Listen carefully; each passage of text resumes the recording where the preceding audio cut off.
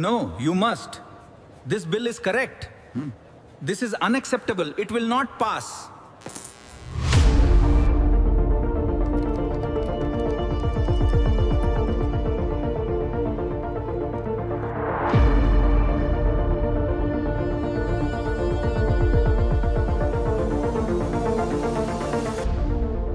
Hello everyone, कैसे हो आप लोग। देखो, अगर कॉन्स्टिट्यूशन ऑफ इंडिया को लिविंग डॉक्यूमेंट माना जाता है तो आर्टिकल 12 उसका एक पावरफुल गेटकीपर है, क्योंकि फंडामेंटल राइट जनरली उन्हीं के अगेंस्ट अप्लाई होते हैं जो बॉडीज स्टेट होती है।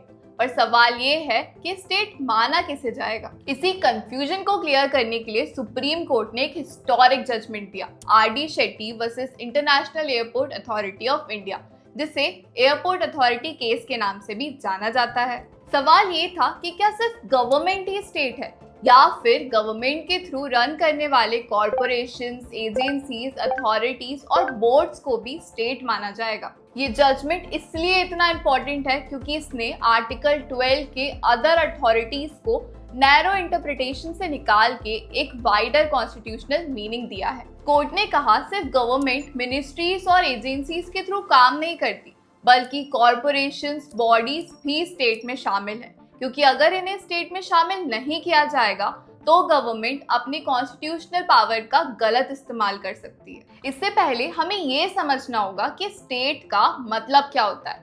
तो आर्टिकल 12 के according state union government and parliament of India, state government and state legislature, local authorities और अदर अथॉरिटीज भी स्टेट में इंक्लूड होती है।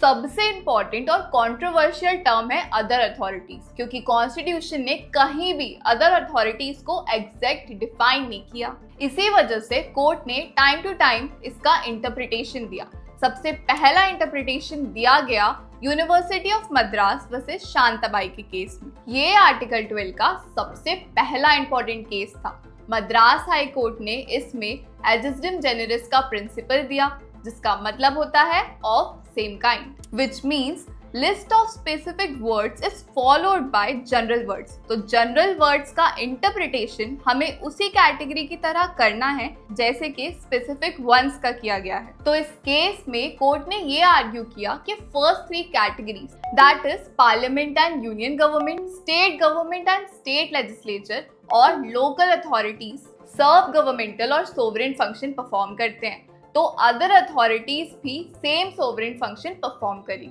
इसी रीजन को देते हुए कोर्ट ने नैरो इंटरप्रिटेशन किया कि यूनिवर्सिटी ऑफ मद्रास स्टेट नहीं है, जो कि काफी रिस्ट्रिक्टेड स्कोप था। फिर आया दूसरा case, Ujjam Bai versus state of UP का। इस केस में सुप्रीम कोर्ट ने नैरो इंटरप्रिटेशन को रिजेक्ट कर दिया। कोर्ट ने कहा अदर अथॉरिटीज को इतना नैरो नहीं समझना चाहिए। तो इस केस में जो अप्रोच है वो शिफ्ट हो गई from what functions the organisation is performing to how it was made. So अगर कोई ऑर्गेनाइजेशन सोवरेन अथॉरिटी को एक्सरसाइज करके बनाई गई है तो वो स्टेट की डेफिनेशन में आएगी। इस केस में अदर अथॉरिटीज का स्कोप काफी वाइड कर दिया गया और इसी स्कोप को और एज देने के लिए आया Rajasthan electricity board versus Mohan Lal का केस। ये केस आर्टिकल 12 का टर्निंग पॉइंट था। इशू ये था कि क्या राजस्थान इलेक्ट्रिसिटी बोर्ड को स्टेट माना जाएगा या नहीं। तो सुप्रीम कोर्ट ने इस पर कहा हाँ, माना जाएगा। कोर्ट ने हेल्ड किया कि अगर कोई बॉडी स्टैच्यू के थ्रू बनी है या ओरिजिनेट हुई है और पब्लिक फंक्शंस परफॉर्म करती है तो वो अदर अथॉरिटी हो सकती है। पर इलेक्ट्रिसिटी बोर्ड का यहाँ पर ये कहना था कि वो कमर्शियल फंक्शंस परफॉर्म कर रही है, तो वो स्टेट की कैटेगरी में नहीं आएगी। कोर्ट ने इस कंटेंशन को रिजेक्ट करते हुए कहा कि स्टेट को भी ट्रेड परफॉर्म करने का पूरा राइट है। तो अगर स्टेट किसी ऑर्गेनाइजेशन के थ्रू कमर्शियल फंक्शन परफॉर्म कर रही है तो वो भी स्टेट की कैटेगरी में आएगा। उसके बाद आया सुखदेव सिंह वर्सेस भगत राम का केस।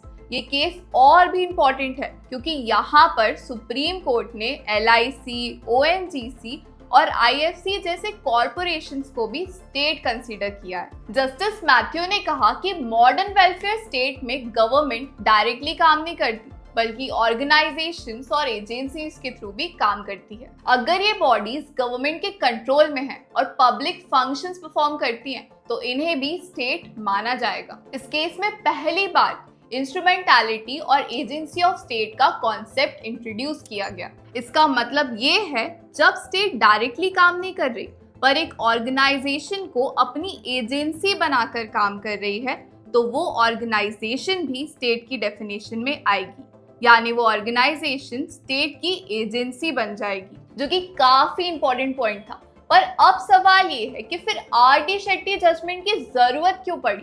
1970s तक गवर्नमेंट के काम सिर्फ डिपार्टमेंट तक लिमिटेड नहीं रहे। Airport, transport, insurance, finance, electricity, education, ये सब काम अलग अलग कॉर्पोरेशंस और अथॉरिटीज के थ्रू किए जाने लगे। तो अगर गवर्नमेंट सिर्फ एक कॉर्पोरेशन बना के बोले कि ये एक सेपरेट बॉडी है, हम तो स्टेट नहीं है, तो ये लोग फंडामेंटल राइट से बच जाएंगे। इसी लूप होल को बंद करने के लिए आर.डी. शेट्टी जजमेंट की जरूरत पड़ी। तो चलिए इस केस के फैक्ट्स को समझ लेते हैं। International airport authority of India ने बॉम्बे एयरपोर्ट पर रेस्टोरेंट और स्नैक बार चलाने के लिए टेंडर इनवाइट किया। टेंडर कंडीशन में क्लियरली लिखा था कि सिर्फ वही पर्सन अप्लाई कर सकते हैं जिनके पास कम से कम 5 साल का एक्सपीरियंस हो और सेकेंड क्लास होटल या रेस्टोरेंट चलाना आता हो। आर.डी. शेट्टी ने टेंडर के लिए अप्लाई नहीं किया था क्योंकि उसके पास सिर्फ 4 साल का एक्सपीरियंस ही था, लेकिन अथॉरिटी ने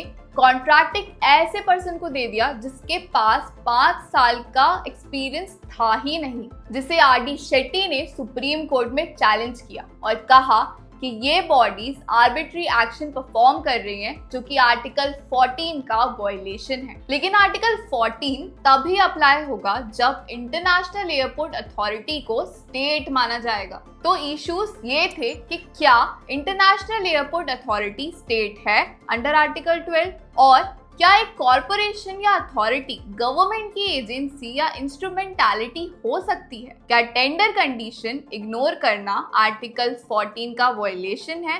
और क्या गवर्नमेंट एजेंसीज आर्बिट्री तरीके से कॉन्ट्रैक्ट किसी को भी दे सकती है विदाउट फुलफिलिंग द रिक्वायरमेंट? तो अब बारी आती है जजमेंट की। सुप्रीम कोर्ट ने इंटरनेशनल एयरपोर्ट अथॉरिटी को आर्टिकल 12 के अंदर स्टेट कंसीडर किया। कोर्ट का कहना था कि गवर्नमेंट सिर्फ डिपार्टमेंट के फंक्शन परफॉर्म नहीं करता, बल्कि कॉर्पोरेशंस, एजेंसीज, बोर्ड्स और अथॉरिटीज के थ्रू भी अपने फंक्शंस को परफॉर्म करता है। अगर इन सब बॉडीज को स्टेट ना माना जाए तो फिर गवर्नमेंट अपनी कॉन्स्टिट्यूशनल ड्यूटी से बच जाएगी। कोर्ट ने कहा आर्टिकल 14 का बेसिक प्रिंसिपल है नॉन आर्बिटरीनेस, यानी कि स्टेट किसी भी मैटर में अपनी मनमानी नहीं कर सकती। अगर टेंडर नोटिस में एक एलिजिबिलिटी कंडीशन दी गई थी तो अथॉरिटी उसे इग्नोर नहीं कर सकती। इसलिए कोर्ट ने कहा कॉन्ट्रैक्ट अवॉर्ड करना इलीगल है क्योंकि सिलेक्टेड पर्सन बेसिक रिक्वायरमेंट ही क्वालिफाई नहीं कर रहा था। तो इन सारी कंफ्यूजन्स को क्लियर करने के लिए आर.डी. शेट्टी के केस में 5 इंपॉर्टेंट टेस्ट ले डाउन करिए। कौन कौन से वो टेस्ट है, आइए समझते हैं। तो पहला है कि क्या बॉडी का एंटायर शेयर कैपिटल गवर्नमेंट के पास है, ये पहला टेस्ट देखा जाएगा। दूसरा, क्या गवर्नमेंट उस बॉडी को मेजरली फाइनेंशियली असिस्टेंट देती है। तीसरा, क्या उस बॉडी को मोनोपोली स्टेटस मिला है या नहीं। चौथा, क्या गवर्नमेंट का उस बॉडी पर डीप और परवेसिव कंट्रोल है। और लास्ट, क्या बॉडी पब्लिक इंपॉर्टेंस के फंक्शन परफॉर्म करती है या नहीं। तो अब इन्हीं 5 टेस्ट से ये डिसाइड किया जाएगा कि कोई बॉडी स्टेट है या नहीं। सिंपल वर्ड्स में बोलें तो गवर्नमेंट का जिस बॉडी पर जितना ज्यादा कंट्रोल होगा और जो बॉडी जितना ज्यादा पब्लिक फंक्शन परफॉर्म करेगी, उस बॉडी के ज्यादा चांसेस हो जाएंगे कि वो स्टेट कंसीडर की जाए। तो इस जजमेंट का टेक अवे ये है, इसने आर्टिकल 12 का स्कोप वाइडन किया, इंस्ट्रूमेंटालिटी और agency of state doctrine develop की, गवर्नमेंट कॉर्पोरेशंस को फंडामेंटल राइट्स के अंदर अकाउंटेबल बनाया, आर्टिकल 14 को आर्बिट्रेरीनेस के अगेंस्ट एक स्ट्रॉन्ग वेपन बनाया, गवर्नमेंट कॉन्ट्रैक्ट्स में फेयरनेस और ट्रांसपेरेंसी इंश्योर की। गवर्नमेंट को ये मैसेज दिया कि आप कोई भी अलग कॉर्पोरेशन बनाकर कॉन्स्टिट्यूशन से बच नहीं सकते। इसी जजमेंट पर चेरी ऑन द केक का काम किया अजय हासिया वर्सेस खालिद मुजीब ने। यहाँ पर सुप्रीम कोर्ट ने आर.डी. शेट्टी जजमेंट को और स्ट्रॉन्ग कर दिया। कोर्ट ने यहाँ पर 5 की जगह सिक्स टेस्ट लेट डाउन करे। कोर्ट ने कहा सिर्फ स्टैट्यूटरी कॉर्पोरेशन ही नहीं बल्कि society register under society registration act भी स्टेट हो सकती है अगर गवर्नमेंट का कंट्रोल हो तो अभी इतने सारे जजमेंट सुन के आपको कंफ्यूजन हो गई होगी कि मैम करंट सिचुएशन क्या है। तो करंट लेटेस्ट जजमेंट में हाल ही में प्रदीप कुमार विश्वास versus Indian institute of chemical biology के केस में सुप्रीम कोर्ट ने क्लियर कर दिया कि जरूरी नहीं कि जो 6 टेस्ट दिए हुए हैं वो हमेशा टिको। अगर गवर्नमेंट कॉम्प्रिहेंसिवली, फाइनेंशियल, फंक्शनली और एडमिनिस्ट्रेटिवली कंट्रोल करती है तो वो स्टेट मानी जाएगी। ये जजमेंट आर.डी. शेट्टी वाले जजमेंट को और भी मैच्योर बना देता है। तो अगर हम कंक्लूड करें तो university of Madras versus Shantabai ने आर्टिकल 12 को नैरो मीनिंग दिया। उज्जैनबाई और राजस्थान इलेक्ट्रिसिटी बोर्ड ने इस स्कोप को वाइडन किया और एजिस्डम जेनरिस का प्रिंसिपल रिजेक्ट कर दिया। फिर आया सुखदेव सिंह जिसने एजेंसी और इंस्ट्रूमेंटैलिटी का कॉन्सेप्ट इंट्रोड्यूस किया। लेकिन आर.डी. शेट्टी जजमेंट ने सबको कंबाइन करके आर्टिकल 12 का सबसे प्रैक्टिकल और पावरफुल टेस्ट दिया है। आज भी अगर किसी एग्जाम में article 12, other authorities, instrumentality of state या आर्टिकल 14 के आर्बिट्रेरीनेस डॉक्ट्रिन का क्वेश्चन आता है तो आर.डी. शेट्टी का जजमेंट आज भी उसके लिए बैकबोन माना जाता है। यानी सिंपल वर्ड्स में कहें तो गवर्नमेंट अपना काम किसी और बॉडी के थ्रू भी करे पर कॉन्स्टिट्यूशन उस तक पहुंच ही जाता है। So for more such legal judgments follow आशाएं जुडिशरी।